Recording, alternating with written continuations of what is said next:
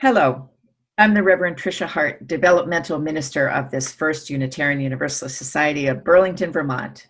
We are glad that you're here, members of the congregation and friends and visitors from close by and far away. This worship today is possible because of all of you. Wherever you are, wherever you've come from, you are welcome here now. This is a very special service today, and I'm so grateful to everyone who has generously shared their talents and their stories in this service. I'm grateful, as always, to Sam Whitesell for our music, to James Stewart for our video production, and today I'm grateful to Gabriel and Linda and Sarah and Zoe and Charlie and Caitlin and Peggy and all who make this congregation's work for racial justice real in the world. We'll hear more from them in a few minutes, but first, Erika. Good morning. I'm Erika Reif, the Director of Lifespan Faith Development here at First UU. We won't be having a full reflection for all ages this morning, but I did want to take a moment to talk to children and families and everyone else and invite you to check out the story paths that we've installed here on the grounds of the Meeting House. The flower ceremony story has been up now for almost a month, and this week it's been joined by the beautifully illustrated ABC of African American poetry by artist Ashley Bryant. And we are working now on a new story, a story that we are all still in the middle of, and that is the story of our Black Lives Matter banner. You've all seen it out front. Maybe you were on the lawn when we dedicated it. It's been there for more than 2 years, and recently it was vandalized. It was cut nearly in two, only to be repaired by some kind neighbors who just thought the message was too important to leave the pieces fluttering in the wind. The next part of this story will happen today at 12:30, when we will gather on YouTube Live and in person with masks and physical distancing to rededicate our congregation to the movement for Black lives and to bless a new banner. We will be joined by some local activists and organizers who've been on the front lines of this work in our area, including recent Montpelier graduate Noelle Ribby-Williams, whose activism began while still in school. After the dedication, we will join in community with St. Paul's Episcopal for a silent vigil for Black lives in front of the Meeting House and spread down Pearl Street. All of this is part of the story that we hope to put up next, a story that we are all creating together.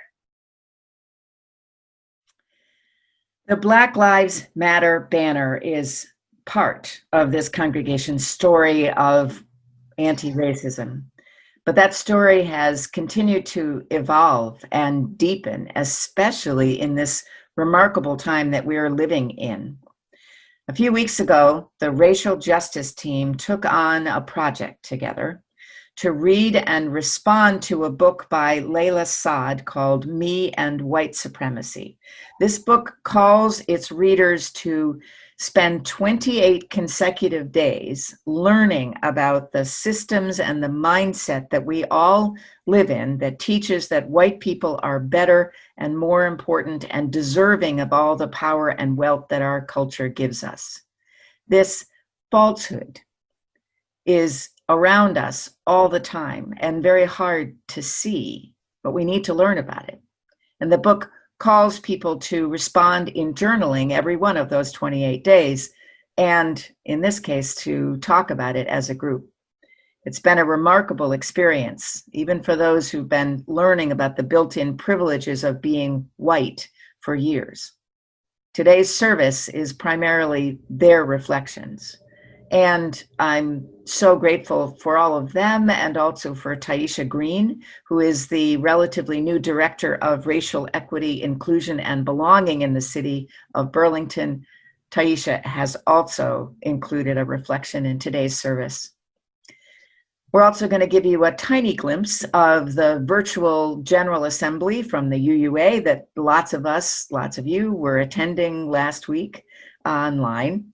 One of the highlights of that big meeting were the virtual choir pieces, and we're going to play one of those as part of this service as well.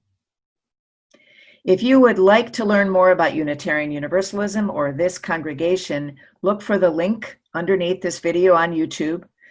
Click it, let us know who you are so we can send you some information and be in touch.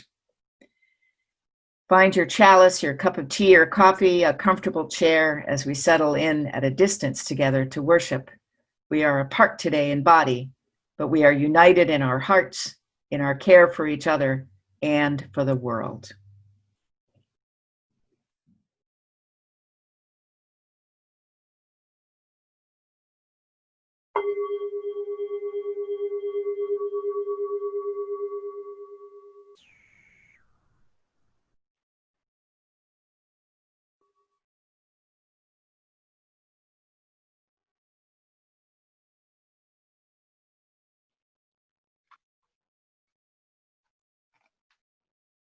We kindle this chalice flame to remind ourselves of the light of truth, the warmth of community, and the fire of commitment.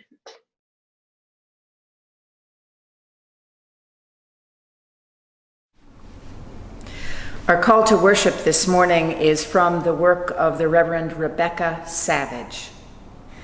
We light our flaming chalice as a beloved people, united in love and thirsting for restorative justice. May it melt away the tethers that uphold whiteness in our midst. May it spark in us a spirit of humility. May it ignite in us radical love that transforms our energy into purposeful action. This is a chalice of audacious hope, shining a light on our shared past, signaling our intention to listen deeply, reflect wisely, and move boldly toward our highest ideals.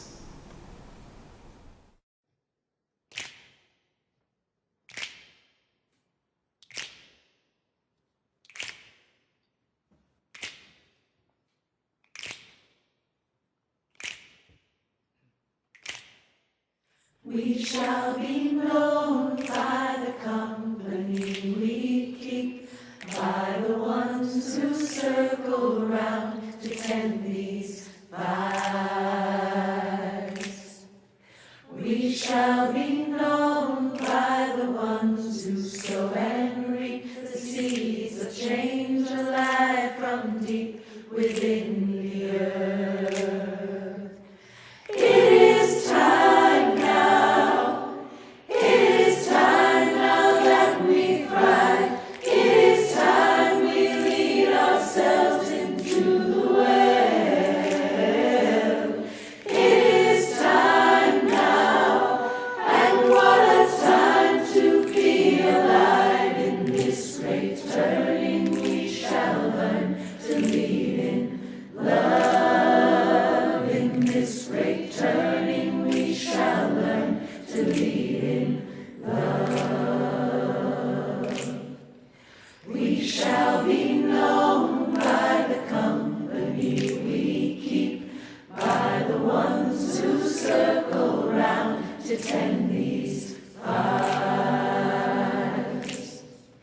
We shall be known by the ones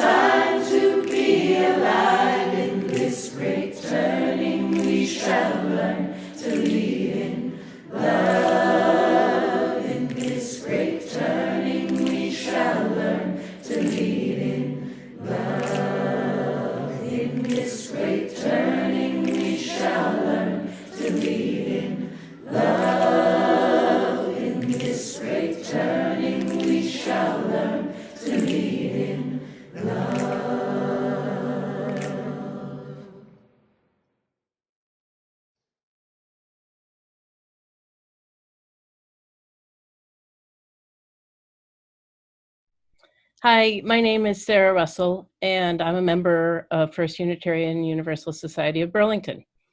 When we moved here almost 4 years ago, I immediately joined the racial justice team. And I joined because I'd been attending our big business meeting, General Assembly, for 3 or 4 years.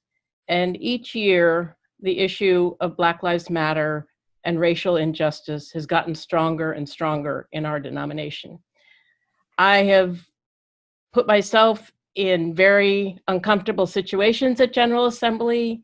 I have almost done a die-in. I keep pushing myself to learn more and more about the injustices going on and what I can do. I'm a learner that learns by doing and talking about it. So this curriculum of me and white supremacy is ideal for me. I, in fact, a year ago, did Lila Sayad's Instagram 28 days and journaled. But this is much more powerful to be doing this curriculum of 28 days with other people. And it's powerful because we are exposing ourselves and exposing things we didn't know about ourselves or didn't know as much about ourselves. It's helping me with what I can actually do. It's helping me with deeply embedded racism that exists in my lineage. It's scary, it's elating, it's exciting, it gives me something to do. And I think because of George Floyd, I'm having to push myself even further. I'm doing Cop Watch in Burlington, which I never thought I would do, but I need to do something to help the injustices that tear my heart apart every day. I also did General Assembly the last 5 days and got a lot more pumped up about coming back to Burlington to do everything that I can do. And I think one of those is the White Fragility book groups that we have going this summer. And another one is making sure that we get as many people as we can through this 28-day curriculum of journaling. It really is powerful. Since I was very little, I've been concerned for people who are non-white. I saw they were different from me and was fascinated. No one in my family was very supportive of my interest. I learned early that difference meant being treated as less than. So I made a point to learn as much as I could and to honor the differences I saw. The workbook, Me and White Supremacy, has confirmed many of the feelings I struggled with my whole life. The book has also confirmed for me that I am on the right path, learning about my own issues and how to work through them while reaching out and making changes in the world as I can. I'm Gabriel, and I, along with Peggy Owen Sands, am a co-chair of our society's racial justice team. When I was preparing to make this recording, I gathered together my singing bowl, chalice, and water, then decided I'd put on a piece of jewelry to dress up a little compared to regular Zoom meeting attire. After all, I've always paid special attention to what I've worn in the past when I'd had to speak from the pulpit. Why not do the same now, even if I'm sitting on the floor of my house instead of standing on the chancel in our sanctuary? I was immediately drawn to put on this pendant that belonged to my gran. My gran, who spent hours with me every day after school when I was a child. She also spent a lot of time throughout her life considering the nuances of right and wrong and how to lead an ethical life. She worked tirelessly, yet subtly, to instill in me a similar set of core values and an understanding that I needed to be compassionate in order to figure out for myself how to apply them. In the same moment that I decided that I wanted her strength, her wisdom, and her equanimity with me today, I remembered the history of our shared ancestors. Ancestors who took the farmland that my gran grew up on violently from the native peoples who had lived there for millennia. I remember that my gran had grown up in a Missouri with segregated schools that considered mixed race marriages to be a felony. When I seek the support of my ancestors, I can not only be reminded of card games, multiplication flashcards handmade on little squares cut out of paper grocery bags, and love. I also must be reminded of the work that I and all white people must do to right the wrongs of our ancestors. How can I live with integrity in the way that my gran so diligently taught me to strive for it if I do not take up the work of racial justice? How can I say that I believe in justice or fairness when I am the beneficiary of white supremacy and the unearned privileges it bestows on me and bestowed on my ancestors for generations to the detriment of Black, Indigenous, and people of color? I have been called to the work of racial justice in general and the me and white supremacy circles specifically, because I want to live up to the expectations that my gran had for me, to be a person of integrity. To be that person, I must take up the unending task of working to understand how white supremacy operates through me and in my community in order to fight it. Me and white supremacy is a wonderful first step for people new to racial justice work. It's also an essential reminder to all of us who hold white privilege that we can always dig deeper. The racial justice team wants to support you in your journey, and it's our hope that all of the leaders in our congregation and most of our friends and members will join us in the work within the next year.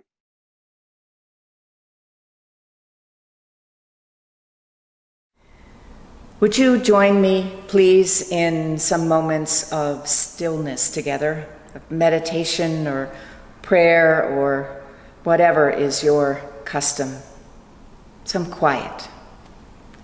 First in spoken words, then in a shared sorrow from a member of the congregation, then a moment of silence, and finally we will sing together, Spirit of Life.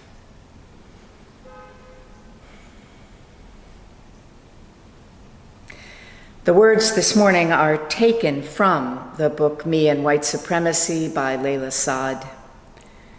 This is part of the introduction, and she calls this section, This is Love Work. Love is hard to define, but in the context of this work, here is what love means to me. It means that you do this work because you believe in something greater than your own self-gain. It means you do this work because you believe that every human being deserves dignity, freedom, and equality.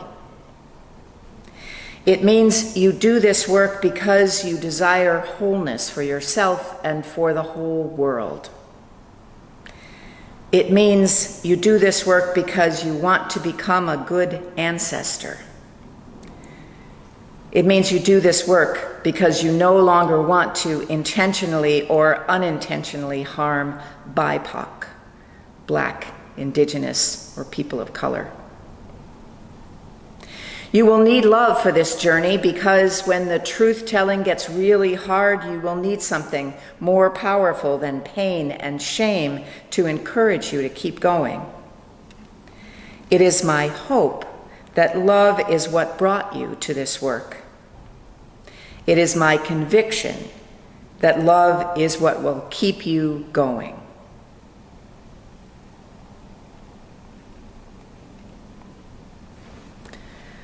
A sorrow from a member of this congregation. Just heard that my first cousin Clay is actively dying and being read his last rites. I grew up with his family in Colorado, and they were our only playmates on the ranch. Hard to lose the first of a generation. Let us be quiet together.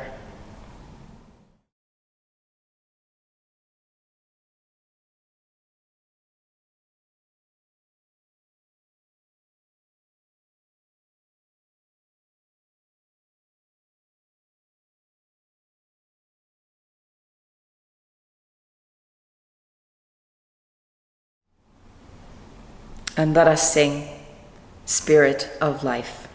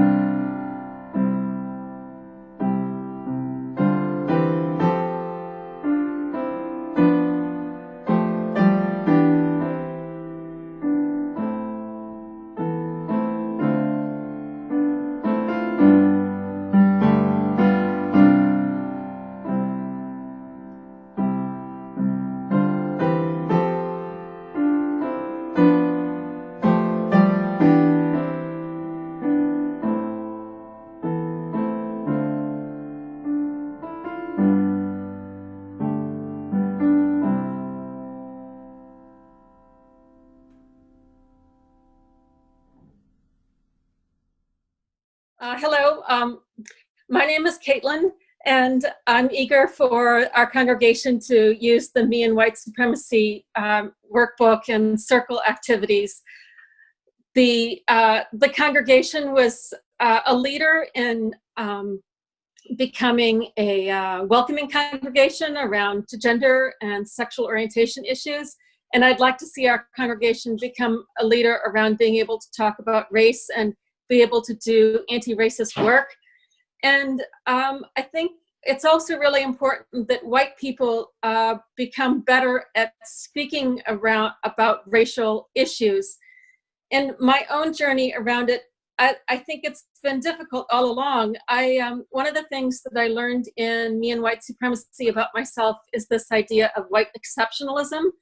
And I made all sorts of excuses for myself about being a good person and not being a racist. And I came to understand that there are all sorts of ways that you can cause harm to people of color without intending to, this whole idea of impact versus intent. And there was also a lot of language that I learned around what it means to be fragile as a white person to talk about race, and how I could build up more stamina in myself to talk about race. So I think the work in the Me and White Supremacy workbook and the journaling activities and being able to talk about it, it's made it a little bit easier. It's still difficult for me, but I think it helps open our eyes to the ways that we have impacts that we aren't aware of, and the ways that we can take action in the world to make changes. The journaling prompts are really specific, and it's a really great opportunity to think about how you became racialized and how you act in ways that are racialized. So it's so easy to not see one's own whiteness.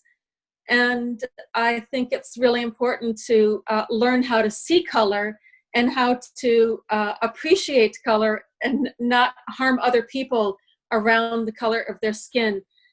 And that's not something that we are otherwise thinking about unless we're doing this work.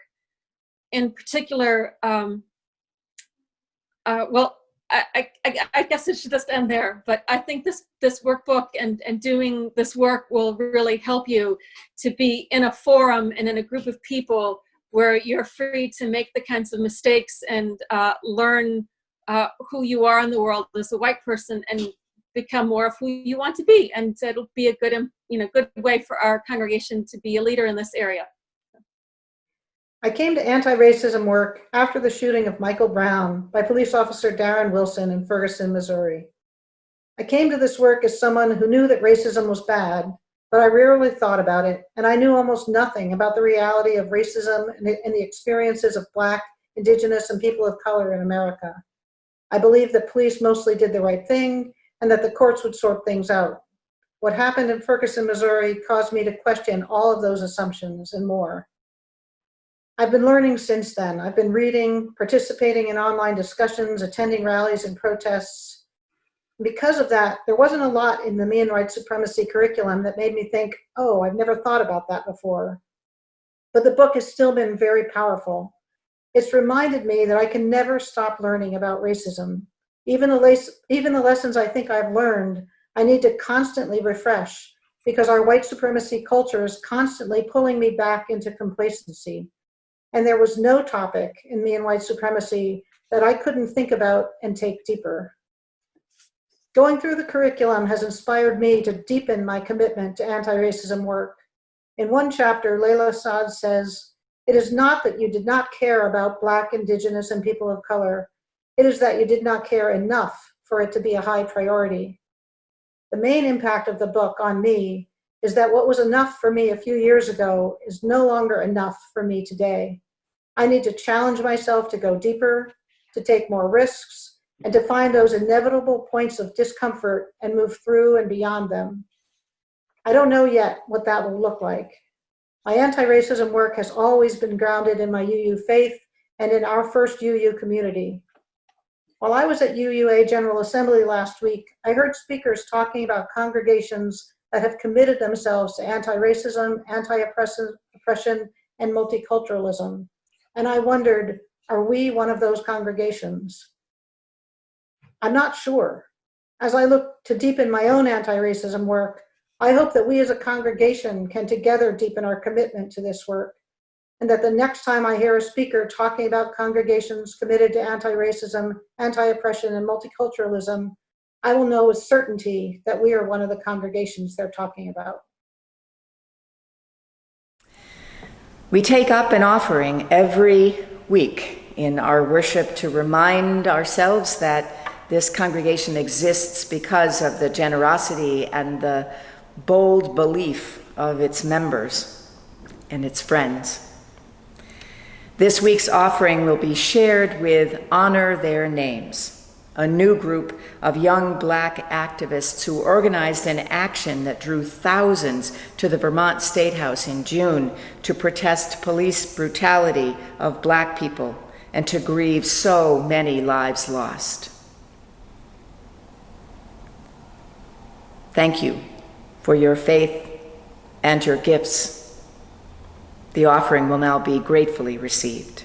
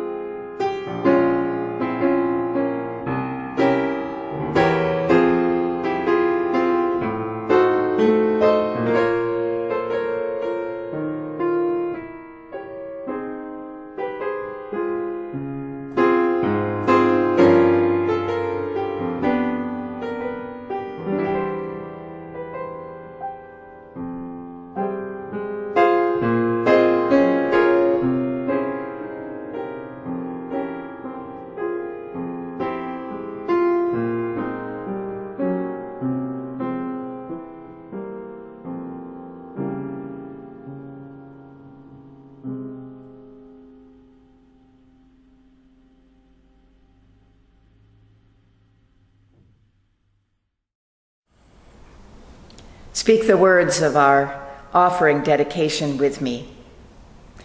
With gratitude, we dedicate these gifts in service of our mission to inspire spiritual growth, care for each other and our community, seek truth, and act for justice.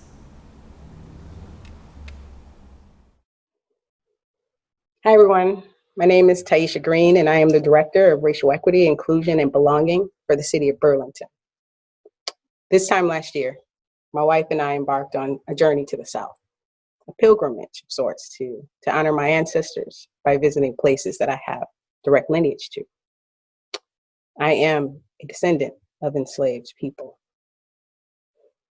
The first plantation we visited, I thought I had no lineage to, and I did that on purpose. I wanted to experience being on the plantation site without having to think about my family members who might have been there.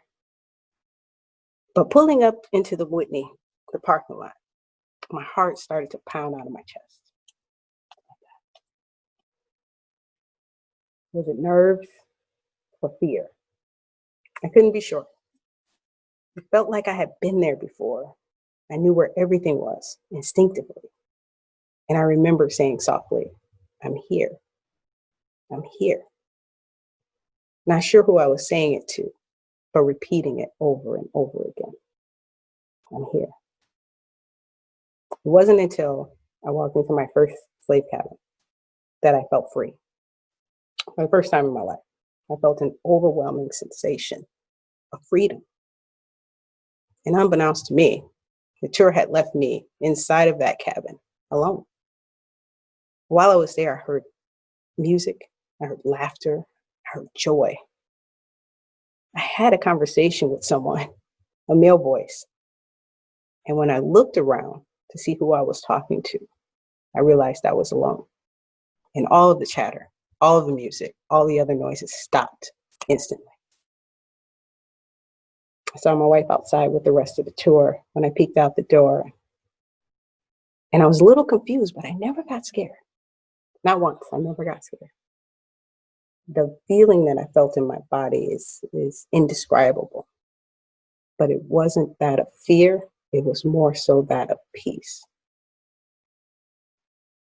And when I went outside, I asked my wife, Lisa, how long you been out here? And she says, we've been out here about 5 minutes. You seem pretty focused, so I didn't want to disturb you. I wanted you to have your moment in there. And I told her that there was someone inside of there with me, and she assured me that that wasn't true. By the end of the tour guide had told us that the Whitney was renamed a few years ago. Its original name was Habitation Hadel. And my legs almost gave out from underneath me. I have direct familial lineage to Habitation Hadel. From that moment on, I knew I wasn't alone, ever. I knew I was carrying my ancestors with me. So when I walk into a room, it's not just me, it's them. They're standing right beside me. Before I give a talk, I pray to the ancestors to give me the peace, the words, the confidence to speak with clarity and power. And they've never failed me. One of my favorite gospel songs says, "His eye is on a sparrow, and I know he watches me." When embarking on something as complicated and as nuanced as racial justice work, it helps to know that you aren't alone. Although there may be many days and many nights you may feel that way. I know I do, especially here in Burlington. But the words of that song mean so much to me now. I know that he watches me. I know that my ancestors are with me and that I carry them wherever I go. My call to you is to do the work in your own communities. BIPOC do not need more allies. Allies are passive. Allies need an audience. And more likely than not, that audience is that of BIPOC communities to say, good job. We don't need that. BIPOC need abolitionists. I call to you to abolish institutional, structural, all other types of racism wherever you go. Wherever you go. And don't do it for me. Do it for you. Happy Sunday, everyone. Thanks for having me.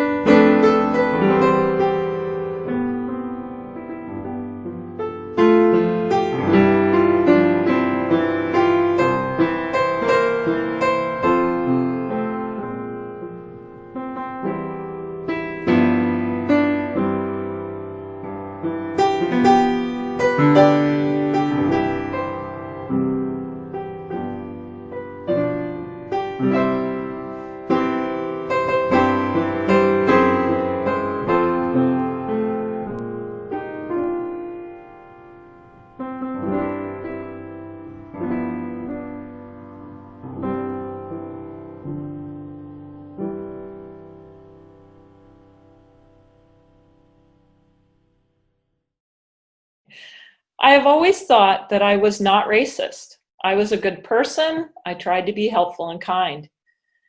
Yet when I hurt my colleagues with a question of why we were focusing on cultural competence in our work, I realized I could and did do harm. Following the blatant killings of Breonna Taylor and George Floyd, I realized I could not stay in my comfortable life with my comfortable routine. Black Americans are murdered because of the color of their skin. Yet I'm an introvert and quite shy in groups and with new people. Did I want to disrupt my comfortable life? But Black people are dying and their lives are not able to be comfortable like mine. Black people have to deal with race all the time. How can I help dismantle racism? I have to start with myself, and the Me and White Supremacy curriculum offers a personal reflection process that is appealing to me. And by sharing my thoughts and feelings with our group, I've been able to deepen my learning and understanding of myself and my role in white supremacy. This curriculum has helped me to see how my silence and apathy have made me complicit in supporting racism and white supremacy. And this curriculum has helped me to understand the language and the meaning of white supremacy and the impacts it has on the lives of Black people, as well as Indigenous peoples and people of color. Participating in the Me and White Supremacy group has helped me to see that I'm working to be an anti-racist and to know that I will move forward with finding a way to help dismantle racism and white supremacy. I want to work with Black people to free them from the institutions that have fostered hate, resentment, segregation, fear, and death for far too long. Going through Me and White Supremacy has opened my eyes to my past, my present, and my future, and it can do the same for you. In my mind, I began my anti-racist work when I first became a teacher, because I really saw that with the students I was teaching, it wasn't that they, who were largely African-American students, it wasn't that they were poor learners, it's that it was a poor school, and that it was the school that was broken and the curriculum that was broken, and not the students. That was a fairly long time ago. In 1970, I moved from a very ethnically diverse city to Vermont to take a job at the University of Vermont in teacher education. And many of the things that I learned to do with my students, I wanted to do with my students at UVM, because I think learning in terms of some of its very basic pieces is the same for all humanity. But having become a Unitarian Universalist several years ago and taking the jump into studying my own anti-racist postures through this group, the Me and White Supremacy group, I've learned some fairly uncomfortable things about myself. And I think probably the most uncomfortable is that my allyship with Black people is more, maybe one way of saying is it's more virtual, it's more optical than real. So what's been very helpful for me with this group is that it's given me a place to engage and talk about racism. Talking about racism is not particularly easy, even among a group of white people. And to be called out or called in is something that makes you uncomfortable. And yet it is what you have to go through, what we have to go through to learn how to do this. So I couldn't have done this by myself. I really want to do it to be more effective in my kind of expanding world of doing anti-racist work in Burlington. So being more comfortable with speaking the language is really important to me. The other thing that's coming very strongly for me in reading the book is the difference between conversations and actions and behaviors being white-centered and being Black-centered. I think probably 90% of the conversations I'm in, even with groups who think that they're really focusing on Black-centered conversations, where issues relating to African American people are at the center, we basically turn them into white-centered conversations. So learning how this happens, being able to observe it, calling it out when it does happen, is something I'm learning much more about because of our talk in the group, and I look forward to using in the various places where I do my work. So this group, this book, this curriculum is powerful, and it's one that will make people who really take up the process of journaling and reading so much better to become the ancestors that we really want to be for the future adults and children and citizens of this country. As we extinguish this chalice, say the words with me. We extinguish this flame, but not the light of truth, the warmth of community, or the fire of commitment. These we carry in our hearts and share with the world until we are together again. The benediction today is from the work of the author and scholar Mary Caroline Richards. Let no one think that the birth of humanity is to be felt without terror. The transformations that await us cost everything in the way of courage and sacrifice. Let no one be deluded that a knowledge of the path can substitute for moving forward. Go in peace.